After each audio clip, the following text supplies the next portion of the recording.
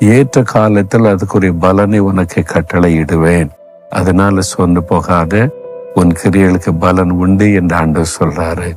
விசுவாசத்தோட தொடர்ந்து செய்யுங்க, விடாதுங்க. காரியம் ஒரு ஆசீர்வாதமாய் நடப்பதை நீங்கள் பார்ப்பீங்க. உங்கள் கிரியைக்குரிய பலன் உங்களை தேடி வரும். நம்முடைய கிரியைகளுக்கு ஏற்ற பலன் தருகிற ஆண்டவர் நமக்கு இருக்கிறார் என்று வேதம் சொல்லுகிறாரு. பிறகு எதுக்கு நீங்க பயப்படணும்? அதனால தைரியமா சொல்லுங்க, ஆண்டவரே நான் சோர்ந்து போக மாட்டேன், தளர்ந்து போக மாட்டேன், தொடர்ந்து பிரயாசப்படுவேன், என் கிரியைகளுக்குரிய பலனை காண்பேன் அப்படின்னு விசுவாசிங்க. அற்புதம் நடக்கும்.